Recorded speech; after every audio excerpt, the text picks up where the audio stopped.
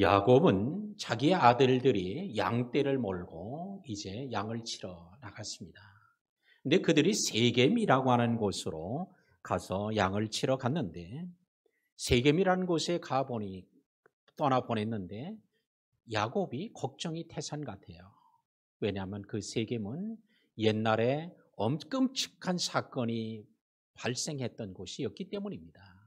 그래서 세겜으로 가긴 했는데 그 아들이 걱정돼서 집에 있는 요셉 17살밖에 되지 않은 요셉에게 그를 이제 세겜에 가서 너희 형들이 어떻게 지내고 있는지 오늘 보고 와라 하면서 그를 보냅니다.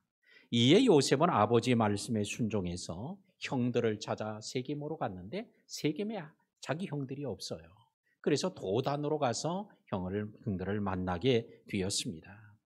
그러나 오늘 그곳에서 요셉은 팔리게 되는, 물 없는 구덩이에 던져지고 지나가는 노예상에게 팔리는 이런 끔찍한 일을 겪게 됩니다.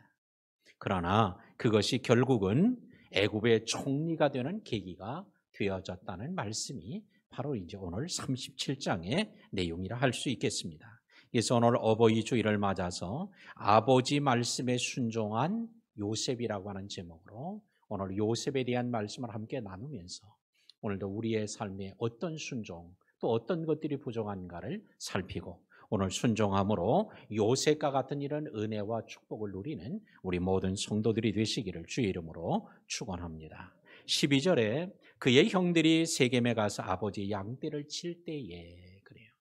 그의 형들, 누구의 형이에요? 요셉의 형들이에요. 요셉의 형들이 세겜으로 가서 아버지 양떼를 칩니다. 자기 양떼도 아니에요. 아버지 양떼를 치고 있을 때에 일어난 사건입니다. 자, 오늘 요셉의 형들이 세겜으로 갔다고 했는데 오늘 근데 왜 세겜으로 갔을까? 라고 하는 거예요. 자, 우리 세겜이라고 하는 것은 이 헤브론 골짜기에부터 세겜까지의 거리는 약 한 100km 정도 됩니다. 예, 100km 정도 되는데 지금 현대에 와서 지금 이스라엘의 성지 순례를 가면 약 한 60여 킬로, 한 64km 정도 된다고 그래요. 자, 그러면 왜 오늘 성경에는 한 100km 정도로 제가 계산해 보니까 이렇게 나오고 있는데 왜 100km인데 요즘엔 64km밖에 안 될까? 거리가 짧아진 거예요. 왜 그래요?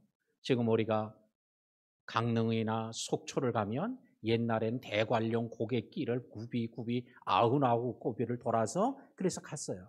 엄청나게 거리가 멀었어요. 근데 지금은 그냥 산을 그냥 통째로 뚫어 놓으니까 거리가 짧아지죠. 옛날에는 이런 큰 도로도 없었고 그래서 그냥 있는 도로로 다니다 보니까 이 거리가 매우 길었을 것으로 보여져요. 그게 100km 이상 되는 이런 거리에 떨어져 있는데 왜 그곳으로 가요? 양을 치러 갔다고 성경은 말합니다. 아니 양을 치면 대관령 목장과 같은 데서 그냥 양 치면 되지 무슨 양을 치러 100km나 떨어진 데 양을 끌고 갔나? 이해가 안 되죠. 이거는 우리가 성경을 이해해야 하는데 고대 근동지역, 이 성경에 나오는 이 시대에는 양을 한 곳에서 치질 않아요. 자, 목장을 만들어 놓고 양을 치고 풀밭을 오늘 풀을 재배하고 뜯어다가 먹이고 거기다 풀어서 하고 저녁에 우리로 드리고 이러진 않고 오늘 고대 근동 사회에서는 양을 끌고 밖으로 가면 이제 풀밭이 있는 곳으로 가는 거예요. 그 풀을 다 뜯어 먹으면 어떻게 해요? 또 딴 데로 옮겨가야 돼. 풀이 있는 거 옮겨가고 계속 가다가 이제 어느 시기가 되면 돌아와야 되는데 돌아올 때쯤 되면 뜯어 먹었던 데가 풀이 다시 나는 거예요. 그러니까 또 먹고 또 돌아오는 거예요. 근데 왜 100km나 되는 이렇게 엄청나게 먼 곳까지 갔을까? 이것은 단순하게 양의 풀만 뜯어 먹이려고 간 것은 아닐 것입니다.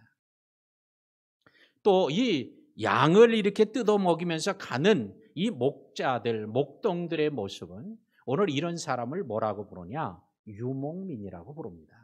한 곳에 있지 않고 계속 짐승, 가축을 먹기 위해서 이곳저곳으로 옮겨 다니면서 오늘 생활하는 사람을 유목민이라고 부르는데 유목민들의 특성을 우리는 좀 이해할 필요가 있어요.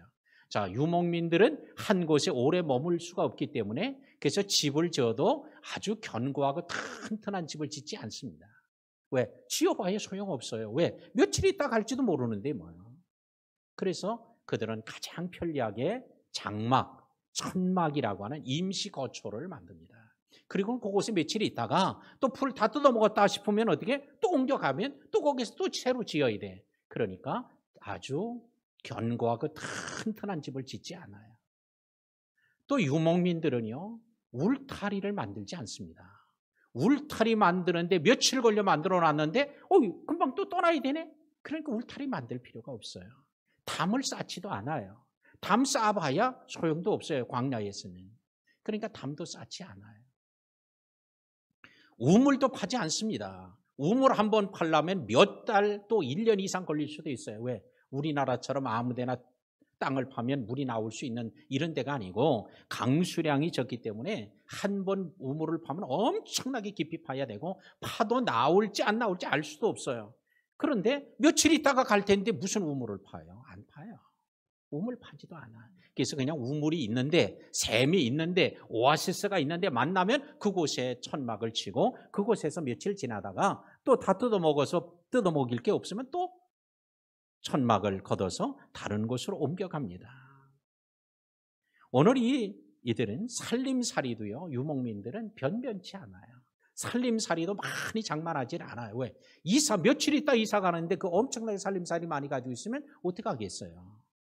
우리들도 간혹 그런 분들이 있잖아요. 왜 살림살이가 이렇게 그러냐고. 살림 뭐 좋은 것도 사놓고 살지 그러면 아이고 내년에 또 이사 가야 될 텐데 우리 집 사면 그때 이제 살림 장만하려고 그래서 안 한다고. 그렇죠. 며칠 있다 이사 가거나 몇 달 있다 이사 가는데 잔뜩 해나 보세요. 그게 다 짐이죠. 근데 오늘 이 유목민들은 더 말할 것도 없어요. 며칠 또 몇 주도 못 가요. 한 일주일 있으면 또 옮겨가야 되기 때문에 그들은 오래 장만하지, 이런 살림달을 장만하지 않아요. 그러나 반대로 정착민은 이거와 정반대예요. 가장 먼저 정착을 하면 뭐부터 해? 집을 견고하게 지어요. 비가 와도 끄떡 없고 바람이 태풍이 불어도 끄떡 없고 지진이 나도 끄떡 없을 정도로 돌로 아주 견고하게 지어놓습니다. 도둑이 와도 절대 뚫지 못하도록 견고하게 벽을 든든하게 만들어요. 그리고 울타리를 쳐요. 왜? 도둑이 들어오면 안 되니까. 담을 쌓아요. 이것 가지고도 더 불안하다면 어떻게 해요? 여럿이 모여서 성을 쌓는 거예요. 그 안에 들어가서 이제 안전하게 써요. 그리고 이 정착민들은 살림살이를 왜? 이사 안 갈 건데 뭐. 그러니까 살림살이가 엄청나게 많죠. 이거는 정착민들의 모습이에요. 우리 성도들의 모습도 이와 결코 다르지 않아요. 유목민적 사고를 가지고 신앙생활 하시는 분들은요, 이 땅은 다 놓고 갈 건데 뭐 이제 천국에 가서 살게 될 텐데 이 땅에 그렇게 많이 쌓아두면 뭐해? 그래서 꼭 필요한 것만 가지고 살다가 그러고 이제 주로리에 살다가 가는 거예요. 그러나 이 땅에 영원히 살 것처럼 생각하는 정착민 사고를 가진 신자들은요, 집에 가면요 이게 너무 많아가지고 발에 걸려서 어디 다닐 데가 없어. 왜? 그거 다 쓰어서 필요한 것도 아니에요. 옷장문을 열면 그냥 옷장이 꽉꽉 차 있어도 옷이 필요하다고 더 사서 쟁여놔야 돼. 왜? 이 땅에 영원히 살 것으로 생각하는 사고를 가지고 있으니까. 제가 신방 가면요, 한눈에 보면 안다니까요. 제가 신방 그냥 다니지 않는다니까. 가면 이분이 유목민적 사고를 가지고 신앙생활 하는지 정착민적 사고를 가지고 신앙생활 하는지 제가 가서 말은 안 해도 다 보고 온다니까요. 그런 거 보는 줄 몰랐죠. 제가 다 보고 가요. 근데 이 유목민은 그렇게 할 수밖에 없어요. 왜? 며칠 있다 이사 가고 이제 한 주 있다 이사 가고 자꾸 이사 다녀야 되니까 그럴 수밖에 없어요. 그래서 야곱이 말합니다. 내가 130세가 되었지만 내 인생을 돌아보니 나는 나그네였습니다. 그런데 돌아보니 험악한 세월이었습니다. 그렇게 얘기한 걸 우리는 유목민의 삶을 살았던 야곱의 생애를 돌아보면 우리는 충분히 이해가 되어집니다. 자, 그런데 이 세겜으로 갔어요. 아니, 왜 이렇게 수백 년이나 되는 곳으로 양을 끌고 가요? 차를 타고 가도 수백 리 길을 간다면 힘든 일인데, 그냥 맨몸으로 가도 힘든 일인데 말 듣지도 않는 양떼를 끌고 수백 리를 간다는 건 이건 더 말할 수 없이 힘든 일이에요. 자, 내일부터 이제 세겜으로 갈 거니까 내일 아침에 일찍 일어나. 호루라기 쫙 불거나 나팔을 한번 삑 불면 쫙 일어나가지고 줄을 딱 맞추고 출발하면 그냥 착착착 맞춰서 양들이 갑니까? 절대 그런 일 없어요. 그러니 이게 뭐 양들을 끌고 가자니 이게 제대로 말을 듣습니까? 그러니 이게 보통 먼 길이 아니에요. 자, 그런데 왜 이 세겜으로 갔을까? 세겜으로 지금 가게 됐지만 세겜에서 양을 치고 있는 그들을 창세기 37장에 오늘 그 내용이 있지만 34장에 세겜 사건이 발생합니다. 그 세겜 사건이 뭐예요? 끔찍한 일이 벌어지죠. 바로 야곱의 딸 디나가 밖에 나가 구경하러 갔다가 성폭행 당하는 일이 발생하죠. 그러자 야곱의 아들들이 화가 나 분노해서 그들에게 할례를 받게 하고는 그들을 다 칼로 그냥 목을 베 죽였어요. 남자들을 다 들어놓어 할례 받고 꼼짝 못하고 들어놓어 있는 오늘 그들을 다 목을 베 죽였고 그들이 가지고 있는 재산 다 뺐고 그들의 아내 여자들 그다음에 딸들 자식들을 몽땅 다 잡아온 거예요. 아주 끔찍한 일을 저지른 거죠. 그러자 야곱이 큰일 났구나. 너희들이 이런 끔찍한 일을 저질렀으니 이 주변에 있는 족속들이 우리를 죽이려고 할 때는 우리는 이제 몰살당하게 생겼구나 하고 아주 전전긍긍하는 모습이 바로 창세기 34장에 나와 있어요. 좀 바로 앞에 있던 사건이에요. 그런데 몇 년 정도 지났을 겁니다. 거기서 나와서 베델로 올라갔다가 거기서 제사 지내고 하나님이 지켜주신 은혜를 입어서 어디로? 헤브론으로 내려간 거예요. 헤브론은 어디예요? 자기 고향. 아버지가 살고 있던 곳, 할아버지가 살고 있던 곳 헤브론으로 갔습니다. 헤브론으로 가서 오늘 생활하는데 양떼를 끌고 다시 세겜으로 간 거예요. 왜 세겜으로 갈까요? 몇 년 전에 자기들이 세겜에서 끔찍한 일을 저질렀는데 혹시 그들이 아직까지도 그걸 안 잊어버리고 자꾸 얘기하고 있나? 어쩌나 궁금한 거예요. 세겜은 살기가 너무 좋은 도시예요. 세겜은 성지예요. 아브라함이 가나안 땅에 들어올 때 최초로 제단을 쌓고 하나님께 예배한 성지입니다. 그러니까 사통팔달이라고 하죠. 남북으로 길이 쫙 뚫어져 있고요. 동서로 뚫어져 있어요. 그래서 이 세겜은 살기가 너무 좋은 동네야. 세겜에는 그리심산과 에발산이 있어요. 그러니까 이 너무 좋은 동네니까 그곳을 떠나온 게 아쉬움도 있고 그곳에 여론은 어떤가? 사람들이 그걸 잊어버렸나? 아직도 그 소리를 하고 눈에 띄기만 하면 잡아 죽일 것처럼 하나? 이걸 한번 동태를 살피려고 하는 거예요. 자, 우리말에 이런 게 있죠. 범인은 어디를 다시 찾아가요? 자기가 범죄를 저질렀던 현장을 다시 찾는다는 거예요. 왜? 아니 거기 가면 잡힐 거랄 수도 있는데 왜 거기를 다시 가요? 어떤가 여론을 보는 거예요. 상황을 보는 거예요. 아직도 나를 찾고 있나, 나를 나 잡으려고 하는 거. 거기 동태를 보는 거예요. 지금 세겜으로 다시 갔어요. 왜? 세겜의 여론을 보려는 거예요. 100km나 떨어진 수백 리 길을 왜 양들을 끌고 갈까요? 아마 제가 가만히 생각하니까 세겜 성읍으로 들어가진 않았을 거예요. 성읍에 들어가면 아는 사람이 있을 테니까. 그러니까 바깥에 들판에서 동태를 살피고 있다가 이거 안 되겠구나. 아직도 사람들이 그때 얘기를 하는구만. 그러니까 어디로 가요? 또 도단으로 또 갑니다. 도단이 거기서 30km나 떨어져 있어요. 또 수십 리를 또 가는 거예요.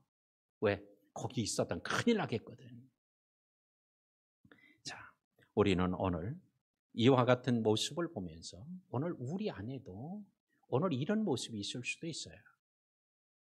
오늘 세겜에 갔는데 세겜에서 또 어떤 일을 저질러요? 저들이 세겜에서 34장에서 끔찍한 일을 저질렀던 그들 사람을 막 죽여요.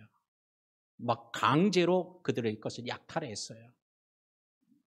또 하나 할례라고 하는 거룩한 예의식을 바로 복수의 수단으로 사용하고 아버지를 막 대적합니다. 자, 이랬던 끔찍한 일을 저질렀던 현장 세겜으로 갔던 그들이 또 무슨 일을 저질러요? 이제는 세겜 사람을 모조리 죽여버려야 되겠다는 이런 적개심으로 가득 차 있던 그 세겜에 갔던 그들이 또 무슨 마음이 들어요? 요셉 죽여야 되겠다라는 생각이 드는 거예요. 오늘 우리는 세겜에서 그들이 큰 사건을 끔찍한 사건을 경험하고 하나님의 은혜를 입어서 오늘 헤브론에 가서 양떼를 칩니다. 그럴 때 그들은 완전히 딴 사람이 된 거예요. 세겜에서 그런 일 저질렀다는 걸 전혀 사람들이 모를 정도로 완전 새 사람이 되었어. 근데 세겜으로 다시 가니까 그 속에 있는 게 도로 쏟아올랐어요. 자, 전에는 세겜족을 왜? 우리 누이를 감히 저렇게 해? 가서 그들을 아주 죽여버리겠다고 했던 그들의 그 살기등등한 모습이 이제는 누구로 바뀌었어요? 요셉으로 바뀐 거예요. 이제는 요셉, 우리를 그렇게 우습게 알아? 우리를 깔봐? 자기만 잘났다고 그래? 하면서 오늘 요셉으로 그 살기등등한 모습, 요셉을 죽이려는 마음으로 바뀌어요. 이걸 뭐라고 하느냐? 대상의 치환이라고 합니다. 대상만 바뀐 거예요. 살기등등한 마음이 완전히 사라진 게 아니라 헤브론에 갔어도 안 사라진 거예요. 없어진 줄 알았는데 세겜으로 오니까 또 다시 되살아난 거예요. 그런데 대상이 바뀌었어요. 세겜족에 대한 살기에서 이제는 요셉을 죽이려는 마음으로 대상이 바뀌어졌어요. 오늘 이런 것들이 오늘 우리들의 모습 안에도 있어요. 부모에게 야단을 맞고 매를 맞으면요, 어떻게 화가 나니까 그 화를 풀지 못하니까 어떻게 집에 키우는 개를 걷어차는 거예요. 그런 아이들이 학교에 가면 그 화가 안 풀리니까 뭐요? 친구들을 괴롭히는 학교 폭력으로 나타나는 거예요. 왜? 이 화를 품고 있으니까, 분노를 품고 있으니까, 폭탄을 품고 있으니까, 하여튼 누구에게는 막 이 대상을 바꾼 게 바로 대상의 치환 현상들이 일어납니다. 우리말 속담에도 그런 말이 있죠. 종로에서 뺨 맞고, 어디에서? 한강에서 뭐해? 눈을 긴다는 거예요. 종로에서 얻어맞았더니 화가 났어. 근데 거기서 대항하지 못해. 그러니까 어디에? 한강에 와서 후분풀이를 한다는 거예요. 자, 이건 대상의 치환이에요. 오늘 야곱의 아들들도 다르지 않았다는 거예요. 우리와 시대를 나눈다면 거의 4,000년 전에 차이가 있습니다. 4,000년까지는 안 돼도 약 3,800년 정도의 이런 시간적 갭이 있는데, 그런데도 그들에게 있었던 이런 마음들이 오늘 우리에게도 다르지 않게 나타나고 있다는 거예요. 오늘날에도 우리는 이제 완전히 새로워졌나. 그래서 헤브론에서 사는 걸 보니까 이제 사람이 완전히 딴 사람이요. 근데 세겜에 갔더니 또 딴 사람이 됐어. 교회 와서 딴 사람인데 집에 가니까 딴 사람이요. 교회 와서는 천사인데 회사 가면 또 딴 사람이요. 왜 그래요? 오늘 그들과 우리가 결코 다르지 않다. 그래서 오늘 세겜으로 갔던 오늘 그들에게 다시 그 안에 이런 적개심이 오늘 요셉에게 향하여 나타나게 되었습니다. 요셉은 이걸 모르고 거기 찾아가서 세겜에 가서 찾았더니 암만 찾아도 알 수가 없어요. 제가 성경을 이렇게 자세히 들여다보고 그래서 찾아보니까 요셉이 이 세겜에서 살았잖아. 근데 언제 살았나 보니까 6살 때쯤 살았어. 6살 때쯤. 지금 온 게 바로 17살에 왔으니까 10여 년 전에 여기 살고 있었던 거예요. 살고 있었는데 어렸을 때 살고 있었대. 어렸을 6살 때 그가 끔찍한 세겜 사건을 경험한 거죠. 근데 6살 때 요셉이 이 끔찍한 사건을 경험했는데 17살이 됐을 때 세겜에 왔을 때 그걸 기억할까 못할까? 요셉이 끔찍한 사건을 기억해? 어떤 사람은 못해요. 그런 사람도 있죠. 네. 기억하는 사람, 한다는 사람들. 왜? 여러분 생각 속에 어렸을 때 기억이 새록새록 다 나는 사람은 요셉도 그렇게 됐을 거예요. 근데 여러분의 어렸을 때 기억이 하나도 없어. 그런 사람은 무슨 6살에 뭘 안다고 기억을 하냐고 이렇게 생각할 수도 있어요. 근데 오늘 기억은 우리의 이런 의식 속에 있는 기억만이 기억이 아니고요. 무의식 속에도 기억이 담겨져 있어요. 틀림없이 그것의 기억을 가지고 있었을 겁니다. 그래서 오늘 그때의 사건을 생각하며 그 들판을 돌아보니까 아무 찾을 수가 없어요.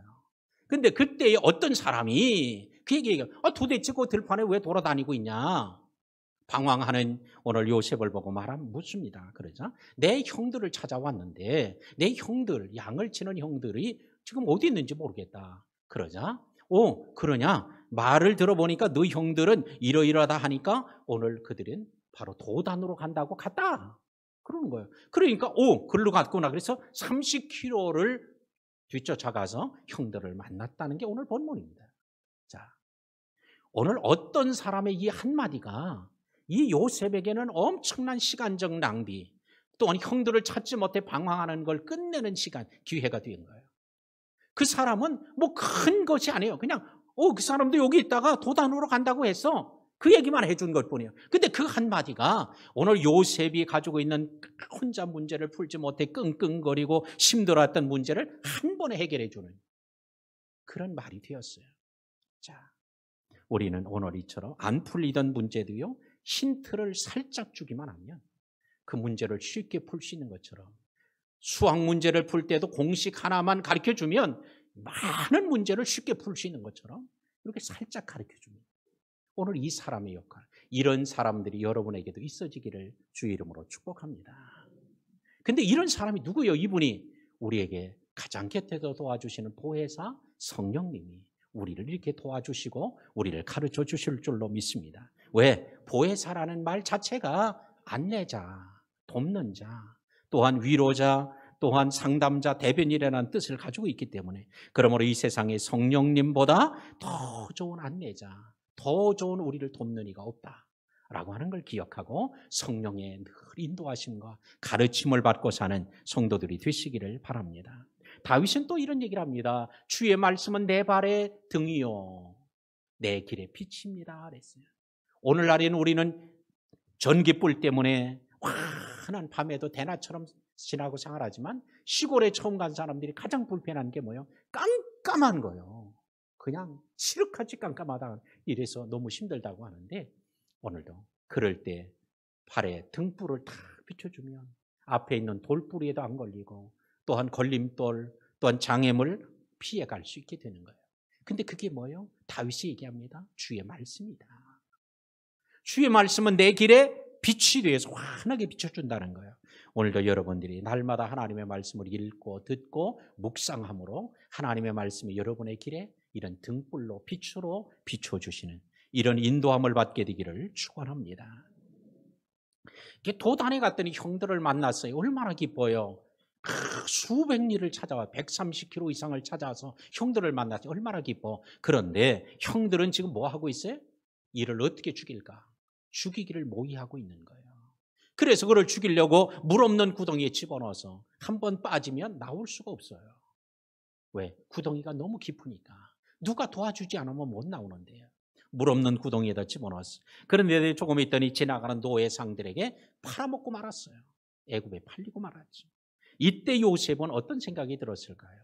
하나님, 내가 아버지가 가라는 대로 해서 이렇게 먼 거리를 찾아왔는데 이 하나님 아버지 말을 들은 게 이게 무슨 문제입니까? 이럴 것 같다면 차라리 아버지 말 안 들을 걸. 괜히 그랬다고 후회가 됐을지도 몰라요. 혼자 가야 되는 이렇게 힘든 길, 누가 동행하는 사람도 없이 혼자 가는 길인데 수백 리 길을 혼자 왔는데 왜 이런 일이 생기느냐고 후회하실지도 몰라요. 끔찍한 과거에 트라우마가 있는데도 불구하고 오늘 이곳까지 왔는데 왜 이런 일이 더 힘든 일이 생기냐고 그럴지도 몰라요. 그런데 오히려 그것이 더 하나님의 축복에, 하나님의 약속된 걸 이루는 계기가 되었으니 우리 성도들의 삶에도 우리가 하나님의 말씀대로 순종했는데 말씀대로 살았는데 왜 이렇게 더 어려워지느냐 이렇게 낙심하지 말고, 하나님은 더 큰 그림을 가지고 고난당하는 게 오히려 유익이 되고, 하나님을 사랑하는 자들에게는 모든 것이 합력하여 또한 선을 이루게 하심을 믿고 하나님의 말씀에 순종하는 우리 성도들이 되시기를 바랍니다. 오늘도 이와 같이 세겜은 범죄의 도시였죠. 끔찍한 범죄를 저질렀던 도시. 그런데 이 세겜은 또 성지예요. 한편에는 성지며 한편으로는 또 이 범죄의 도시입니다. 우리는 오늘 이와 같이 죄가 많은 곳에 은혜가 더 많은 경우도 있고요, 은혜가 많은 곳에 사단의 역사가 더 많은 경우도 있음을 우리는 잊지 말아야 돼요. 세겜이 성지니까 거기만 가면 다 잘 되리라? 결단코 그렇지 않아요. 그 안에도 범죄, 죄악이 이렇게 많았음을 기억하고, 그러나 이런 가운데서도 하나님의 은혜가 어떻게 요셉에게 나타났음을 보여줍니다. 만약에 그를 가지 않았다면 요셉이 애굽으로 팔려가는 일은 있을 수 없어요. 그러니까 하나님은 이걸 다 아시면서도 요셉, 너 그걸로 가면 형들이 너 죽이려고 할 거야. 너 그걸로 가면 팔려가. 그걸 가지 마. 하나님 하지 않고 그냥 내버려 두는 건 뭐예요? 하나님 다 하시면서도 내가 너를 애굽에 보내서 너를 애굽의 총리로 내가 꾸었던 꿈을 다 이루어지도록 하게 하려고 내가 알고 있지만 얘기 안 해주는 거야. 하나님 그러실 것이었습니다. 이제 말씀을 맺겠습니다. 야곱에 대한 요셉의 순종은 하나님께 대한 예수 그리스도의 순종을 모습을 보였습니다. 예수님은 고난당할 것 하시면서도 이 땅에 오셨어요. 그런 것처럼 우리는 그리스도를 따르는 성도들은 오늘 이처럼 하나님의 말씀에 믿음으로 순종하는 우리 자들이 되어야 하겠습니다. 요셉처럼 작은 일에 충성하는 자는 더 큰 일에 귀하게 쓰임받게 된다는 사실을 기억하고 우리의 작은 일에도 힘들어도 순종하는 자들이 되어야 하겠습니다. 우리 성도들에게는 고난도 유익하다는 걸 기억하고 하나님의 약속은 반드시 성취됨을 믿고 믿음으로 순종하는 자들이 되어서 하나님이 계획한 큰 그림을 이루어가는 우리 복된 성도들이 다 되시기를 주의 이름으로 축원합니다. 이 시간에 다 같이